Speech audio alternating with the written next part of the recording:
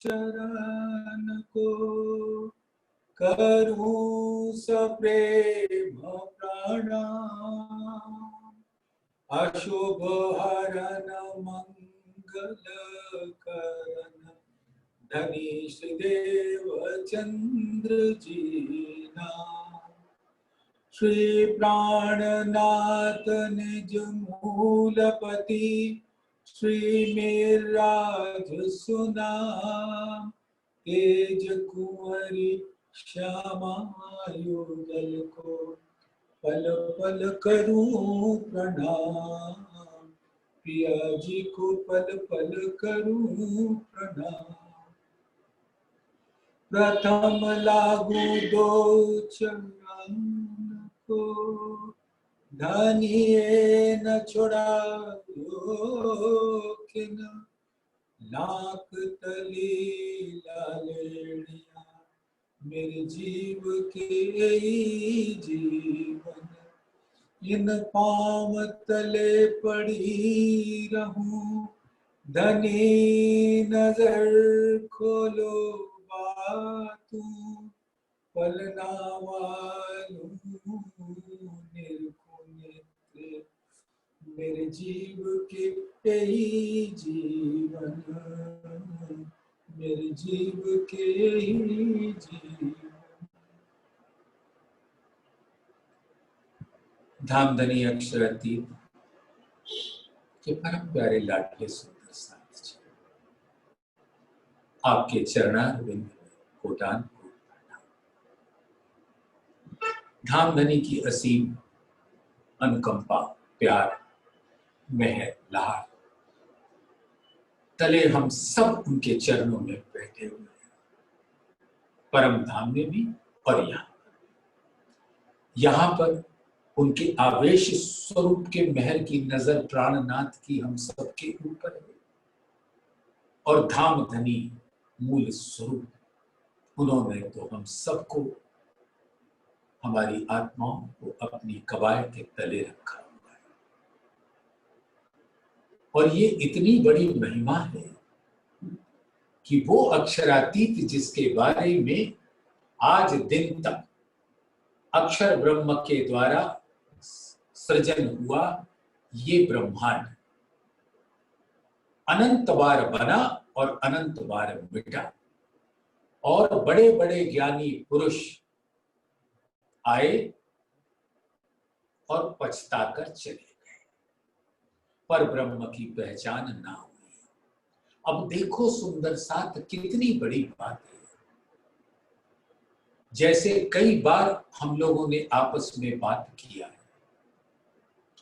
फिर से दोहराते। धामधनी क्या गुण गाने में क्या है, जितनी बार गाओ। ये तन नश्वर है जो अक्षर ब्रह्म के माया का स्वरूप है। अक्षर की जो मूल प्रकृति है सबलिक ब्रह्म, उसको ही माया कहते हैं, वही माया का मूल स्वरूप है।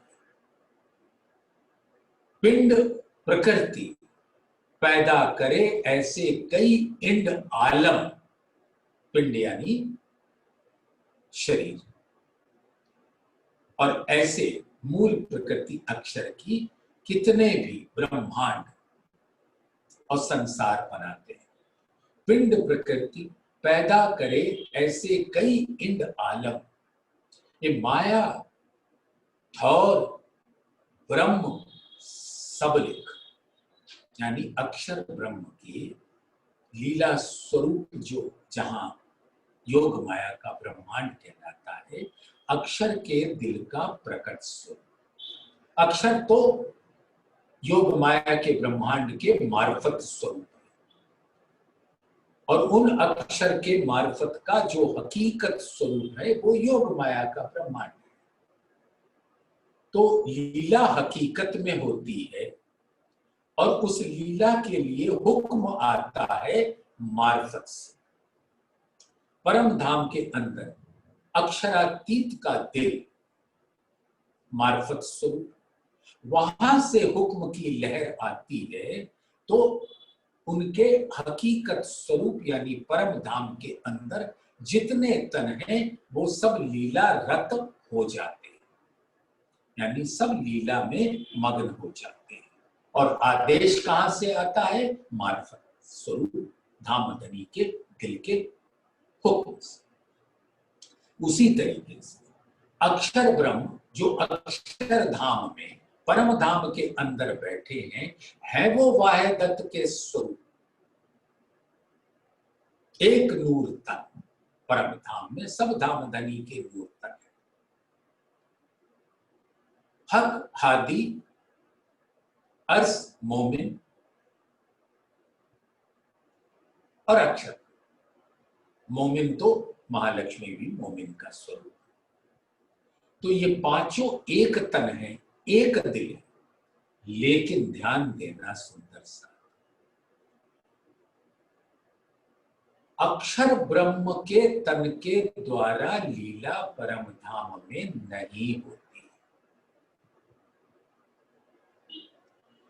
वहां पर इश्क की लीला होने से धाम धनी का जो स्वरूप इश्क का है वो लीला फरमाता है। तो राजी श्यामा जी और परम धाम के 25 पक्षों के बीच में जो लीला होती, उसमें लीला में अक्षर ब्रह्म का कोई पार्टिसिपेशन नहीं होता। और अक्षर ब्रह्म और महालक्ष्मी दो ऐसे वाहिदत के तन हैं और वाहिदत के स्वरूप जिनको हर लीला का रस तो मिल जाता है, यानी वो आनंद को तो प्राप्त होते, लेकिन लीला में उनका भागीदारी नहीं होती। तो अक्षर ब्रह्म की लीला कहां होगी? वो उनके दिल के प्रकट स्वरूप, हकीकत स्वरूप, जिसको योग माया का ब्रह्मांड कहते हैं, उसके अंदर अक्षर अपने दिल से,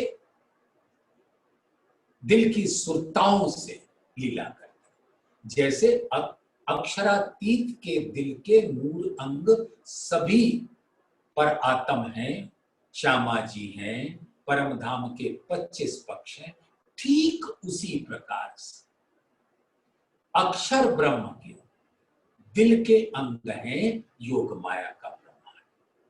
अब वो यहां पर 4 तरीके से उसका विभाजन हुआ, लेकिन परम धाम में तो मात्र एक ही है, दिल वाहिद मूलक। लेकिन अक्षर का जो दिल है, जो योग माया के लिए मार्फत है, वो अक्षर ब्रह्म का दिल प्रकट स्वरूप में सत्स्वरूप ब्रह्म कहलाता है। और उसके अंदर बुद्धि होती है जो जागृत बुद्धि कहलाती है, केवल ब्रह्म। और उसका जो दिल का एक स्वरूप चित्त होता है, यानी जहां पर हर लीला अखंड हो जाती है, वो चित्त कहलाता है। और उस चित्त की एक लहरी आती है, चिदानंद लहरी सुमंगला पुरुष के रूप में प्रकट होकर अव्याकृत स्वरूप का रूप धारण कर लेती है। और वो भी अव्यक्त है, जो वहां पहुंचा वही देख सकता है। हाँ, उसका व्यक्त स्वरूप आदि नारायण है। तो अभी चर्चा का ये विषय नहीं था, लेकिन फिर भी बताना आवश्यक कि रूहों के लिए योग माया का क्या स्थान है और परम धाम का क्या स्थान है। और अक्षर की सुरताओं के लिए योग माया ही उनका परम धाम है, और अक्षर का दिल ही उनका मार्फत का स्वरूप है। और ईश्वरीय सृष्टियों की पहुंच गम यहीं तक है। जबराइल बहुत बड़ा फरिश्ता है और उसकी भी पहुंच यहीं तक है। लेकिन इससे परे पहुंच मात्र ब्रह्म सृष्टियों की है। तो ब्रह्म सृष्टियों की महिमा का गान कौन करेगा? अब सोचो, ब्रह्म सृष्टि क्या अपनी ही महिमा का गान कर सकती है कि मैं ब्रह्म सृष्टि हूं, मैं महान हूं, मैं ये हूं? ये ऐसा नहीं प्रतीत होगा कि मानो ये ब्रह्म सृष्टि तो अहंकार में डूबी हुई है, इसकी क्या महिमा हो सकती है? और अहंकार तो माया का स्वरूप है, तो ये तो माया का स्वरूप है जो ऐसा बोल रही है।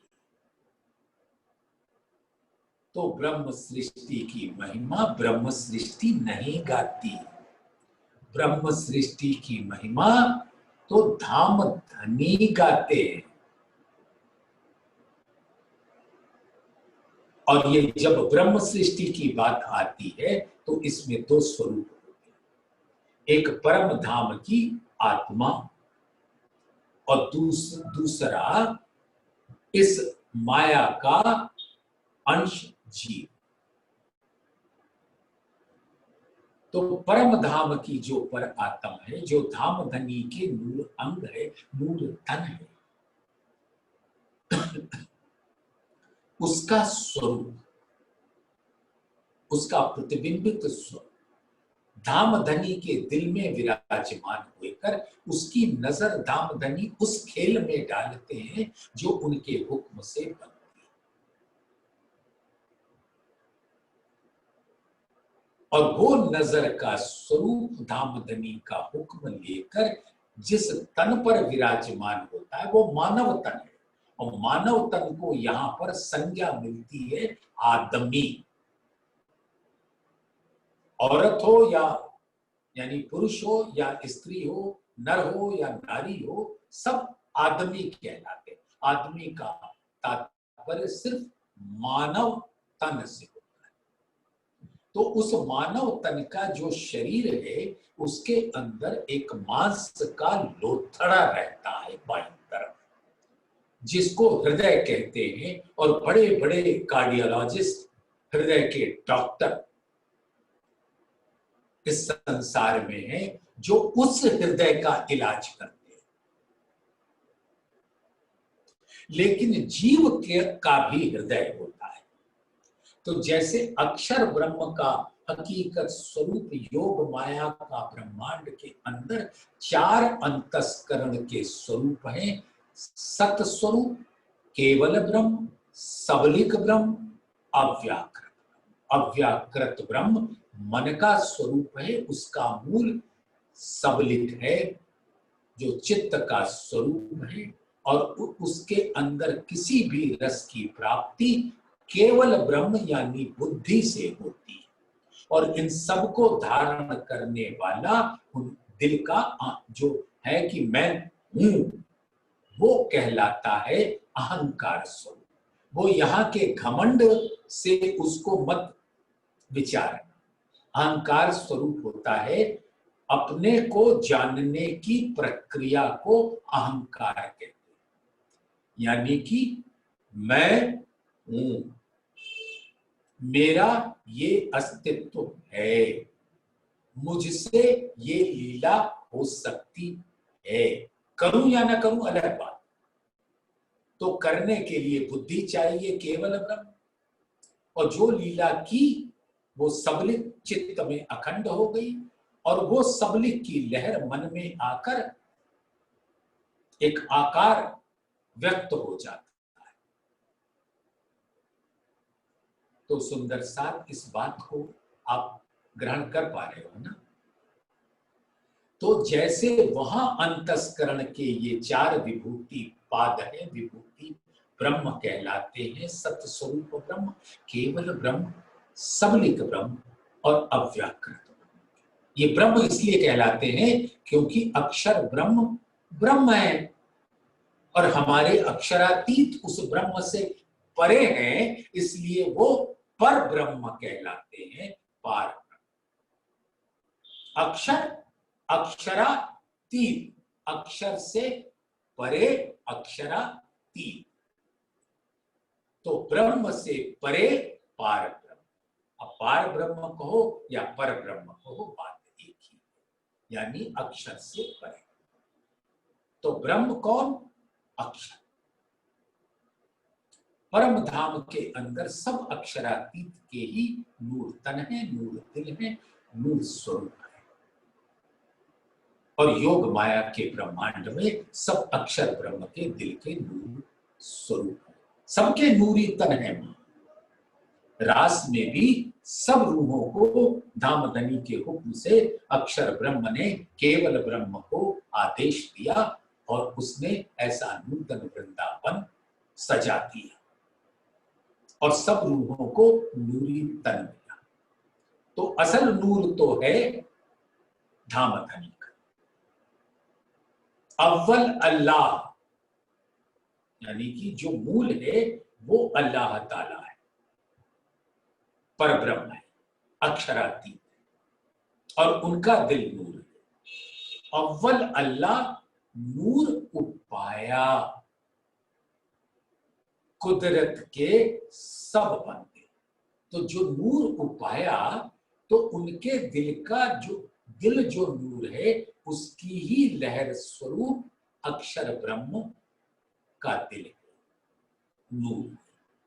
तन तो वही नूरी है, दामधनी का तन है, इश्क का ही तन है, नूर का ही तन है। तो और उसके अंदर दामधनी का दिल का नूर ही प्रकट होता है। और वो प्रकट कहाँ होता है? योग माया के ब्रह्मांड में। तो अव्वल अल्लाह नूर उपाया, यानी जो योग माया की हकीकत लीला उनके नूर के द्वारा प्रकट होती है। कुदरत के सब बंदे। अब उस योग माया के ब्रह्मांड से क्षर ब्रह्मांड प्रकट होता है, यही कुदरत है। ये कादर की कुदरत कहलाती है, अक्षर ब्रह्म की कुदरत कहलाती है। कुदरत यानी एक हिकमत, एक क्रिया। तो अव्वल अल्लाह नूर उपाया, कुदरत के सब बंदे। एक नूर ते सब जग उपज्या। और उसी अक्षर ब्रह्म के नूर जो योग माया के ब्रह्मांड में सत्स्वरूप केवल ब्रह्म, सबलिक ब्रह्म और अव्याकृत ब्रह्म है। अव्याकृत ब्रह्म का महाकारण सबलिक ब्रह्म का स्थूल है।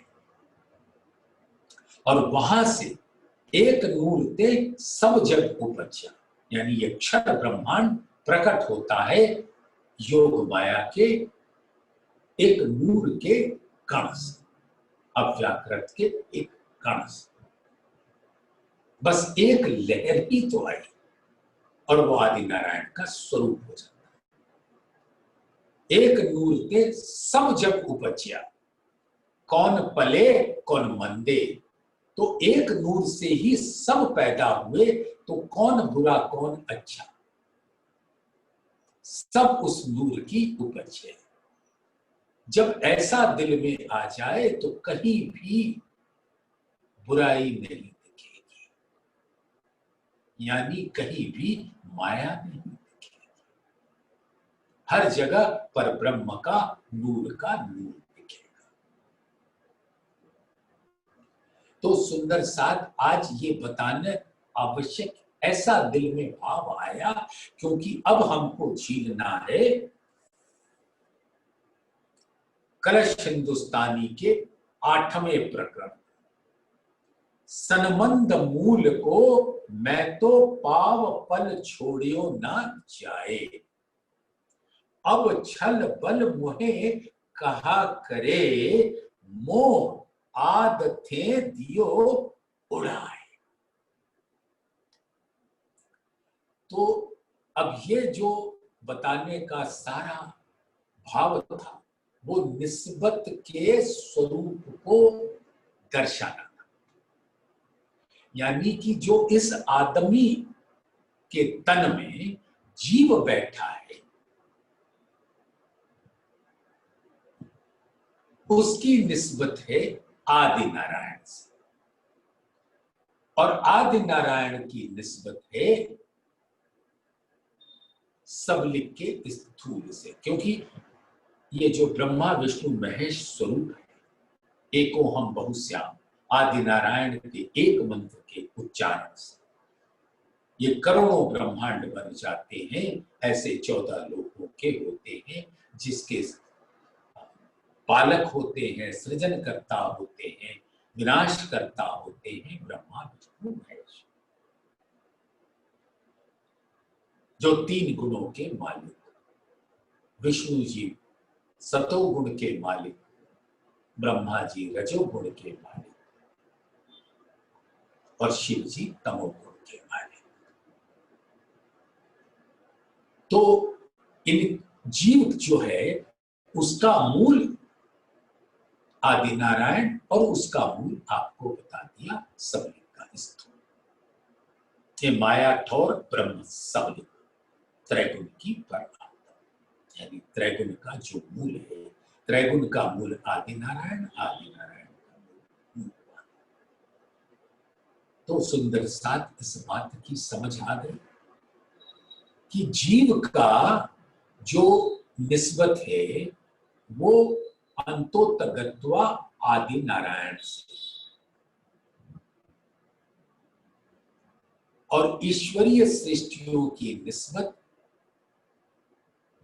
अक्षर ब्रह्म के हकीकत स्वरूप से है। यानी कि योग माया के ब्रह्मांड में जो अक्षर के दिल का प्रकट स्वरूप है, सत स्वरूप, उससे। और ब्रह्म सृष्टियों का यानी आत्माओं का संबंध किससे? धामधनी अक्षरातीत से। तो ये संबंध मूल्य को सिर्फ ये बताने के लिए इतनी बातें आपके समक्ष, आपके चरणों में रखी। संबंध मूल्य को, तो ये जो, और ये जो आदमी का तन है उसका मूल क्या है? 5 तत्व। तन ने अपनी लीला जब कर ली तो वो अपने मूल 5 तत्वों में मिल जाता है। जो कभी वो आगे चली, जिमी बैठी वो जिमी मां है, जिमी आपको बता चुका हूं, दिल को।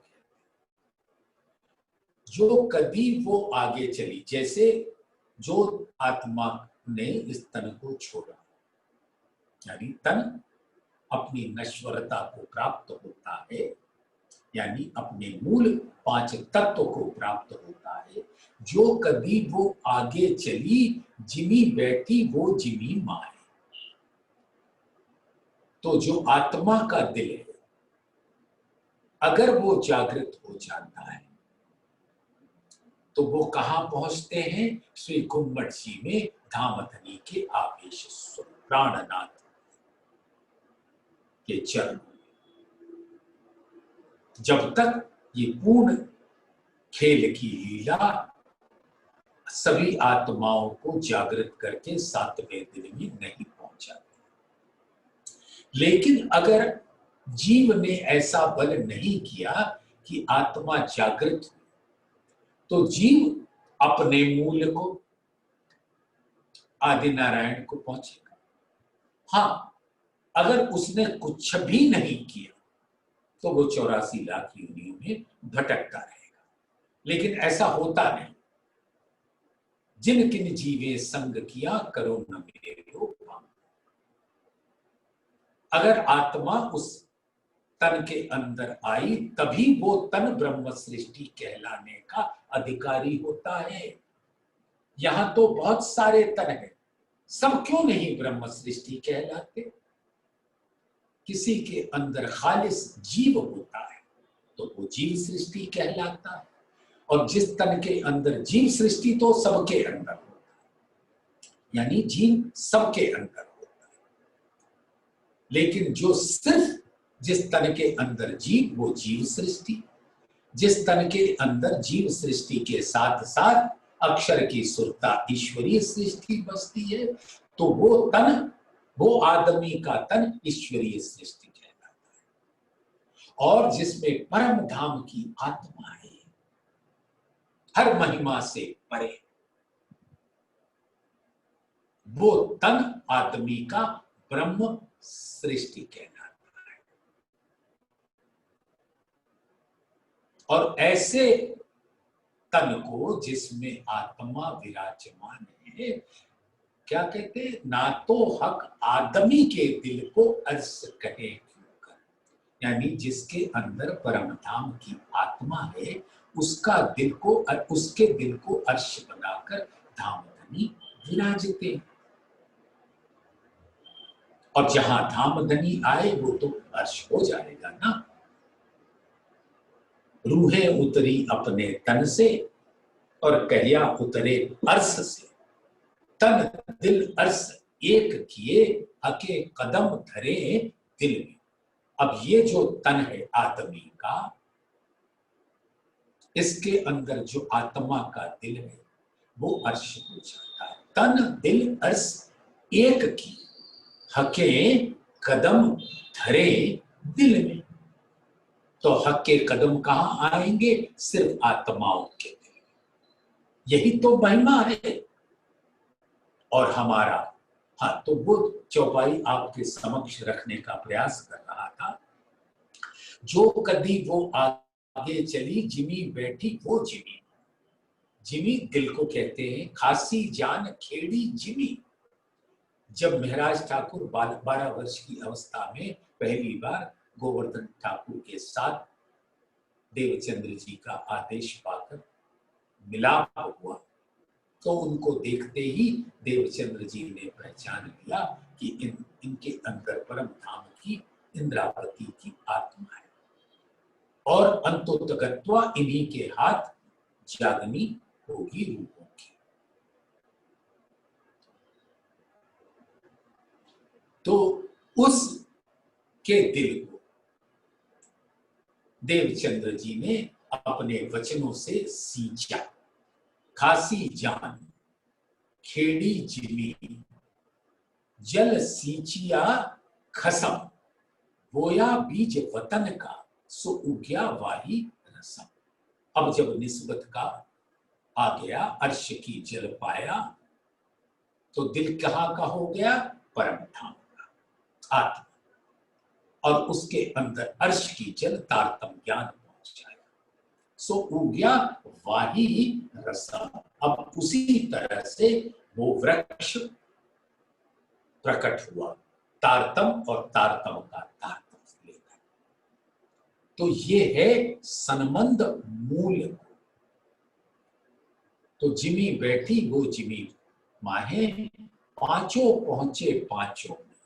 तन तो अपने मूल में चला जाएगा, रूह अपनी असल छोड़े ना है। आत्मा पहुंची प्राणनाथ के चरणों में, जागृत हो, नहीं तो दूसरा तन धारण करना पड़ेगा। और ईश्वरीय सृष्टि अपने अक्षर ब्रह्म को प्राप्त हुई और जीव आदि नारायण को प्राप्त हुआ। ये तभी जब जीव ने कुछ ऐसा बल नहीं किया कि आत्मा जागृत हो सके। हाँ, अगर ऐसा बल किया तो वो जीव भी प्राणनाथ के चरणों में आ जाएगा। तो ये सारी बातें रूह अपनी असल छोड़े ना है। तो जिसका जहां मंजिल है वो उसी मंजिल को, उसी रास्ते पर चलेगा, एक से दूसरा नहीं होता। बीज बराबर वृक्ष है।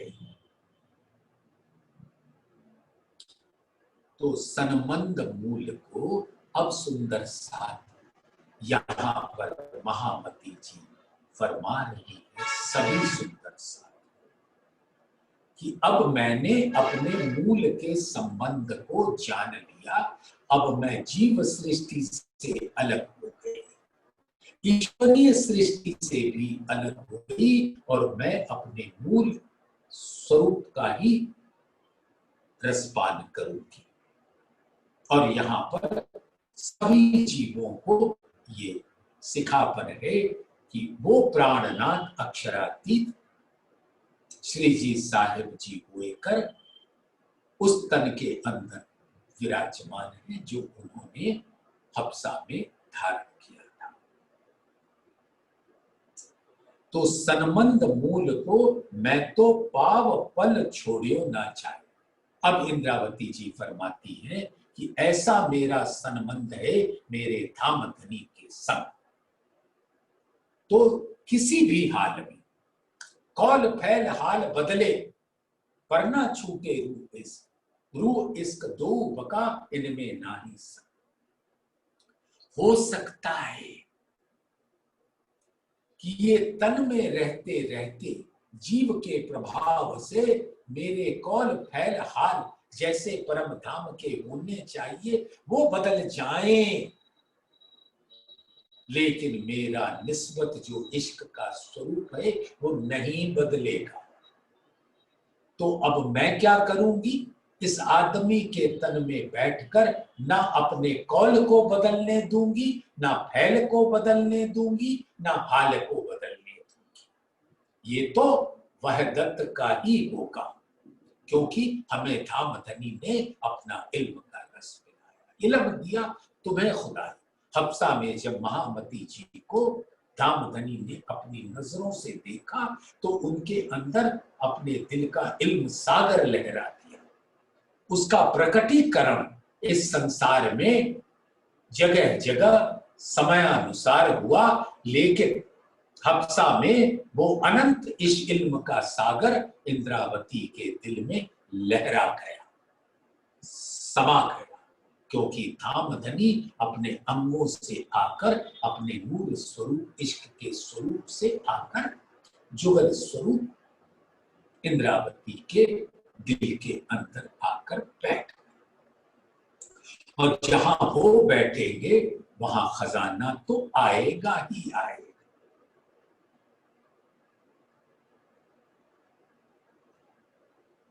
तो सुंदर सा ऐसा खजाना इल्म इंद्रावती के दिल में हफ्सा में आ गया, और उस इल्म को पाने के बाद उस तन के द्वारा जो कौल फैल हाल होंगे वो किसके होंगे, वह दत्त के। इल्म दिया तुम्हें खुदाई तो बदले कौल चाल, फैल होवे वाहे दत्त का तो बेर न लगे हाल। तो इल्म पाने के बाद अब हमारे जो कौल है, हमारा आचरण है, हमारा फैल है और जो दिल है वो सब वाहे दत्त का स्वरूप हो जाते हैं। तो कौल भी धाम धनी के गुण गाने में आएगा, फैल भी गुण गाएगा और दिल में धाम धनी ही रहेंगे। तो किससे होगा, ये इल्म से। तो इंद्रावती को वो अपने दिल का अनंत इल्म वही हफ्सा में भरती है। आप ये मत समझिएगा कि इंद्रावती भी क्रमशः जागृत हुई जैसे जैसे वाणी आई। अरे ये वाणी की प्रकटन तो एक लीला है, लेकिन जब हफ्सा में धाम धनी स्वयं आ गए तो सब कुछ आ गया। श्याम जी के मंदिर में श्यामा जी को देवचंद्र जी के कलेवर में जो विराजमान थे, उनको भी जब धाम धनी उनके दिल में बैठे तो वो अनंत इल्म का सागर उनके दिल में भी लहरा गया। उनको भी सारी जानकारी हो गई। कोई ऐसा मत कहियो कि देवचंद्र जी को खुला नहीं था, लेकिन हुक्म नहीं था। जितना खोलने का हुक्म था उतना ही खोल पाए। चाहते वो उनके अंदर जो जीव था देवापी का, वो चाहता जरूर था कि मेरे हाथ से जागनी हो। उन्होंने 69 पातियां लिखवा दी जब उनके अंदर से कृष्ण जी के स्वरूप में लीला होती थी, आड़िका लीला। सबको कहा कि ये अर्जी प्रस्तुत कर देना कि मेरे हाथ जागने, लेकिन नहीं हुआ।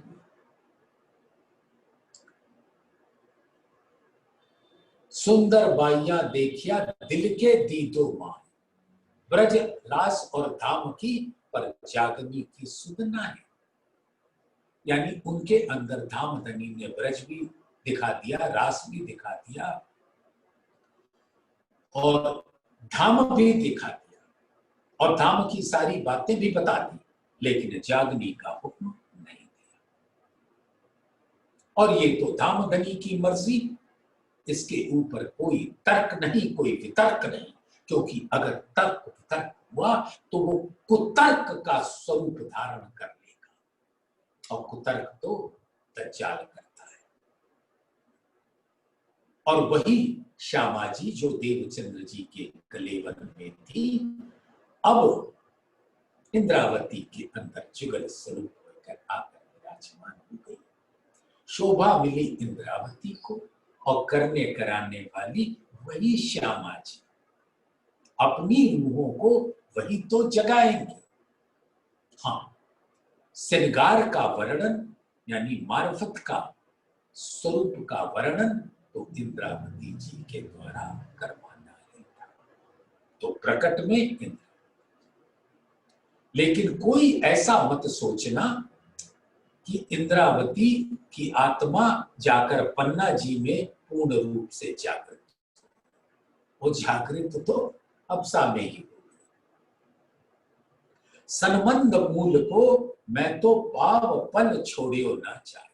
अब धाम धनी ने तो सब कुछ बता दिया, तो अब उस निस्बत को मैं एक क्षण के लिए भी मुझसे अलग नहीं होगा, और मेरे कौल फैल हाल मेरी निस्बत के स्वरूप वादत के जैसा ही।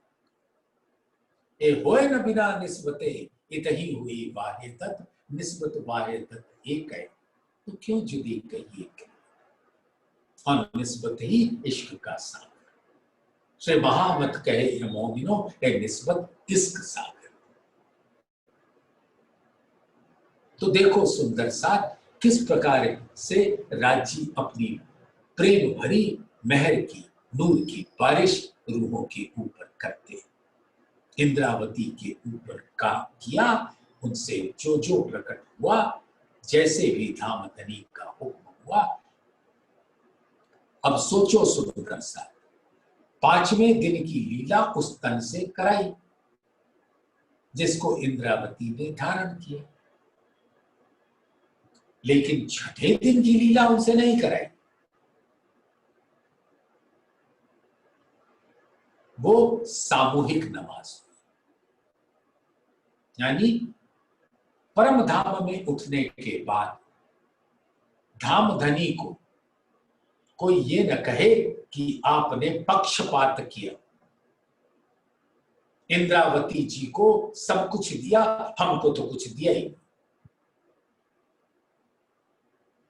श्यामा जी को तो सब कुछ दिया, हमको तो कुछ दिया ही, आपने ये पक्षपात किया। तो धाम धनी अपनी रूहों के साथ पक्षपात तो नहीं करेगी, इसलिए 6ठे दिन की लीला हुई है सुंदर सा कि जो जो इंद्रावती को दिया, अब तुम अंग सौंपो इंद्र। मैं इंद्रावती के अंगे संगे सत्य, इंद्रावती मेरा अंग सत्य। जो अंग सौंपे इंद्रावती को, ताए प्रेमे खिलाऊं रंग। उनको मैं इश्क दूंगा। ईमान कैसे आएगा जब इंद्रावती पर ईमान लाओगे, तो इश्क तो दूंगा ही दूंगा। और फिर उस इश्क और ईमान के पर मूल स्वरूप में पहुंच जाना अपने।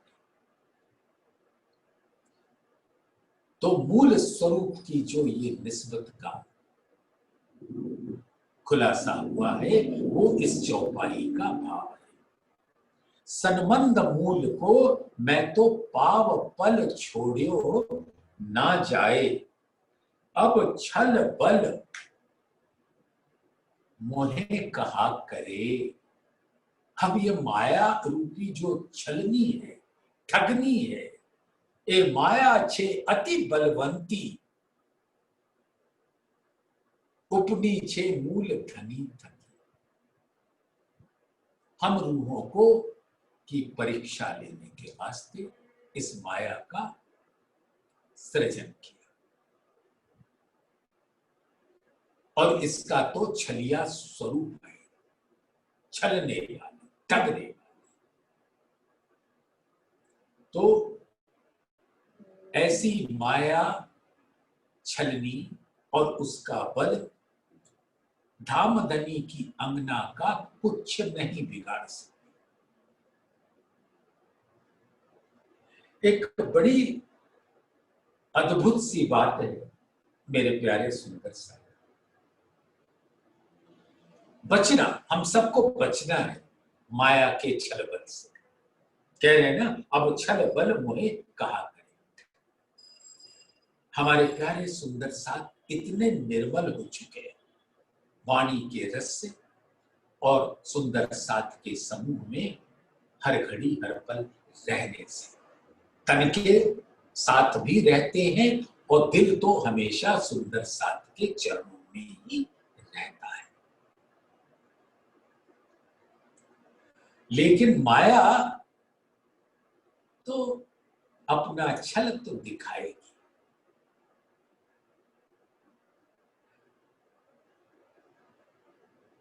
दामधनी ने इस माया के स्वरूप अजाजील को जन्नत से बाहर निकल जाने को कहा कि तुमने हमारे हुक्म उदूली की हुक्म का पालन नहीं किया। मैंने ये आदम बनाया, तुमने नमन नहीं किया, सिजदा नहीं किया। उसने कहा जो हुक्म हुजूर।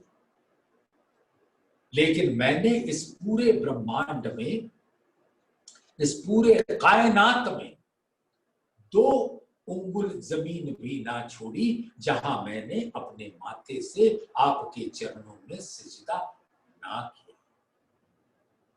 तो आज मैं आपसे गुहार लगा रही कि मुझे इस जन्नत से बाहर तो कर रहे, मुझे जाना ही होगा, लेकिन मुझे ये तो बता दीजिए कि मेरा ठौर कौन सा होगा। तो बोलो मांग लो, तुमको कौन सा ठौर पसंद है। बोले जिस आदम के कारण मुझे बाहर निकाल रहे हो, मैं उसी के तन में बैठकर उसको गुमराह करूंगा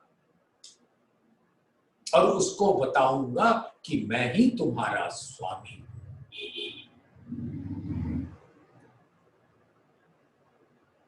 तब दामधनी मुस्कुराए और फरमाया, ठीक है बैठो, लेकिन जिस मानव तन के अंदर मेरी आत्माएं बैठी और जो निष्दिन मेरे चरणों में रहती, उनका तुम कुछ नहीं बिगाड़ सकते। वो असल आदम के स्वरूप है। जो असल आदम है वही तो प्राणनाथ। खैर वो बातें बात। तो क्योंकि उसी आदम के चरणों में सिजदा करना है सबको। तो खैर, तो जो ब्रह्म सृष्टियों का तन है, उन ब्रह्म सृष्टियों को तुम नहीं भरमा पाओगे।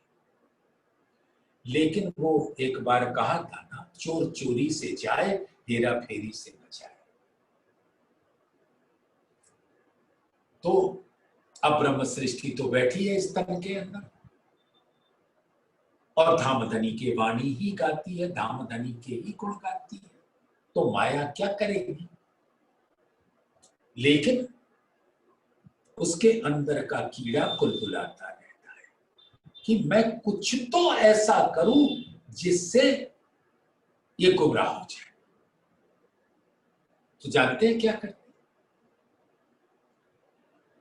जो सुंदर साथ पूर्णतया प्राणनाथ पर समर्पित है, जो प्राणनाथ पे समर्पित होने से सब सुंदर साथ के प्रति समर्पित है, रात दिन उसकी सेवा में लगा रहता है, सेवा का एक अवसर भी छोड़ता है, और धामधनी की कृपा से वाणी का उसको अद्भुत ज्ञान भी हो जाता है, और वो ज्ञान बड़ी श्रद्धा और शिद्दत के साथ वो अपनी आत्माओं को पहुंचाता है, क्योंकि छठे दिन की लीला की ये मांग है। किसकी मांग? धामधनी के हुक्म की।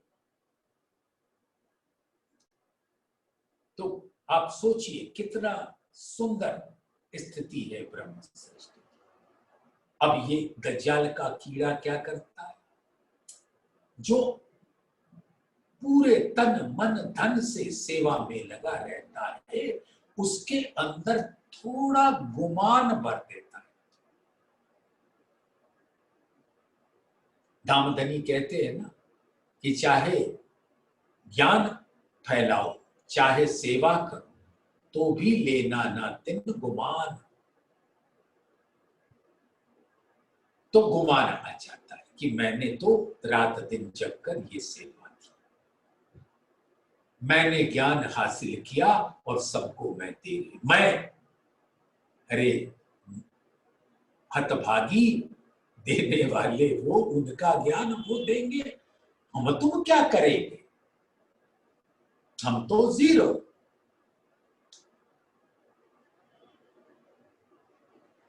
तो धामधनी जैसा चाहे, लेकिन कहने का तात्पर्य यह है कि ये गुमान जो है, अहंकार जो है, अहम जो है, वो भी माया का एक बहुत बड़ा अस्त्र शस्त्र है। उससे बचना है, गुमान न लेना। और इसीलिए धामधनी ने किरंतन में कहा है, तो भी लेना न तिन गुमान। चाहे वाणी सेवा करो, चाहे तन मन धन से सेवा करो, हर सेवा धामधनी को पहुंचती है। जो सुंदर साथ की सेवा करता है वो धामधनी को पहुंचती है। तो मूल में हम सब धामधनी के सेवा कर रहे होते हैं। तो गुमान न लेना, और अगर इस गुमान से बच गए तो समझ लो माया से पूर्णतया बच गए। और बचे तो यही कह रही हैं, अब छल बल मोहे कहा। तो अब ये माया हमारा कुछ नहीं बिगाड़ सकती। मोह आदतें दियो उड़ा, जब से इस लैलतुल कदर की रात का प्रकटीकरण हुआ। आदि यानी जब से, आदि से, जब से ये ब्रह्मांड,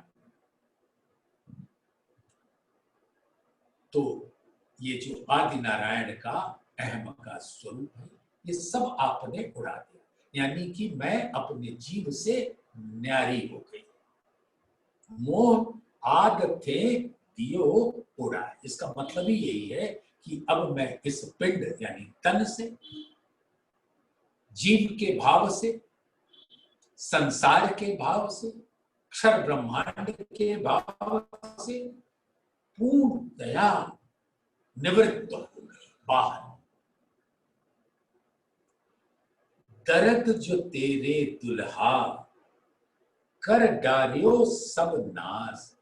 अब ये जो दुख था ज्ञान से माया में, इस तन में मिला, उससे मैंने बिछोहा जाना, और बिछोहा जानकर आपने मेरे अंदर विरह की अग्नि प्रज्वलित कर दी, और उस अग्नि ने माया के हर स्वरूप को नाश कर दिया, जला दिया, खाक कर दिया। वो विरह का दर्द मेरे प्राणपति, मेरे प्राण वल्लभ, प्राण जीवन, प्राणनाथ, अक्षरातीत नूर जमाल, आपके इस विरह जो आपने ही दिया, अगर आप ज्ञान ना देते तो मुझे बिछोहा का दुख कैसे होता, दुख ना होता तो विरह का दर्द कैसे होता, और दर्द ना होता तो प्रेम कैसे मिलता, और प्रेम ना मिलता तो इश्क का स्वरूप कैसे मिलता, और कैसे आपका दीदार होता। तो कह रहे हैं, दर्द जो तेरे दुल्हा कर डारियो सब नाश। अब यहाँ के तन के जितने भी इंद्रियों के विषय विकार थे, वो जल के कापूर हो गए। जैसे एक कपूर में एक माचिस लगा दो तो कपूर अपना अस्तित्व खो बैठता है, धुआं बनकर उड़ जाता है। बहुत घने जंगल में जो प्रेम के रस से पल्लवित नहीं है, वो सूखा हुआ जंगल होता है। एक जंगल हरा भरा होता है, तो हरा भरा जंगल यानी उसके अंदर प्रेम की लहरें बहती, और जो प्रेम से शून्य हो जाता है, प्रेम से रहित हो जाता है, उसके तना भी सूखा, डालियां भी सूखी, पत्ते भी सूखे, और उसमें एक तिनका अग्नि का गया तो सारा जलकर खाक हो जाता है। ऐसे अपने अंदर देखो कि अब तक मैं प्रेम रहित थी, और मेरा दिल ऐसे सूखे बियाबां जंगल के जैसा था, लेकिन जब मेरे प्राणपति हमारे ऊपर फिदा हुए तो वो विरहाग्नि का चिनगारी फेंक दी, और मेरे अंदर के सब सूखे पत्ते तन की मतलब सारे तना, सारे वृक्ष जल गए। अब सुंदर सा हमारे दिल में धामधनी ने फिर से बीज बोया, जो अति मनोहर तना, सुंदर हरा भरा वृक्ष फलों से लदा हुआ हमारे दिल के अंदर प्रकट हो गया। तो दर्द जो तेरे दुल्हा कर डारियो सब नाश, तो सब नाश हो गया। पर आस न छोड़े जीव को करने तुम विनाश। और जो मेरे अंदर जब आत्मा हरी भरी हो गई, तो जो जीव है वो भी उस हरे भरे वृक्ष के फलों का रसपान करने की आशा रखता है। पर आस न छोड़े जीव को, वो आशा जीव को नहीं छोड़ती कि कभी तो मेरा मिलाप होगा मेरे धाम धनी से। वो भी अक्षरातीत को अब अपना धाम धनी ही मानकर सेवा करने तुम विलास। अब बस ये जीव इसमें लगा हुआ है कि धाम धनी के संग मिल जाए और मैं भी उनसे मिलन का विलास कर सकूं। विरह के विलास में मैं भी जलूंगी, फिर तो मिलन का विलास धाम धनी देंगे, और ऐसी आशा जीव को भी है। आत्माएं तो उस दामदनी की वारिस है, लेकिन जीव वारिस ना होने पर भी ऐसे स्वरूप की पहचान करके उसके अंदर आशा बन जाती है कि पिया मिलन की आस बनी रहती है। विरहा ना छोड़े जीव को, जीव आस भी पीऊ मिलन, पिया संग इन अंगे करूं तो मैं सुहागिन।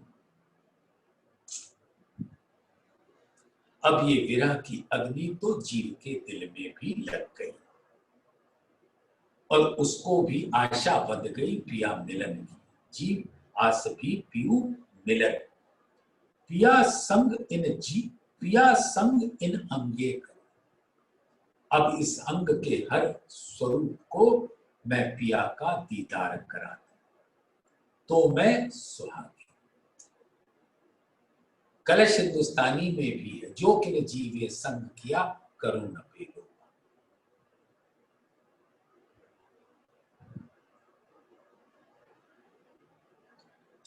तो सुंदर साथ आज प्रकरण 8 की 3 चौपाई धामधनी की कृपा से हम सब ने उन तीनों चौपाई के रस में झीला, उसके नूर में झीला और उस झीलने के रस को अपने दिल में रख अपने जीव को भी कृतार्थ करो, उसके भी आस को पूरा करो और आत्मा तो धामधनी के चरण। तो इस चौपाई को सुंदर साथ मैं चाहता हूं सब अपने दिल में दोहरा लें। विरहा ना छोड़े जीव को, जीव आस भी पीऊ मिलन। विरहा ना छोड़े जीव को, जीव आस भी पीऊ मिलन, पिया संग इन अंगे करूं तो मैं सुहागिन। तभी मैं धामधनी की सुहागिन नार वारिस कहलाने का असल अधिकार रखूंगी और धामधनी के समक्ष 7वें दिन की लीला में मेरा मुखारविंद धामधनी के प्रेम के नूर से दीप्यमान होगा। बोलिए श्री प्राणनाथ प्यारे की।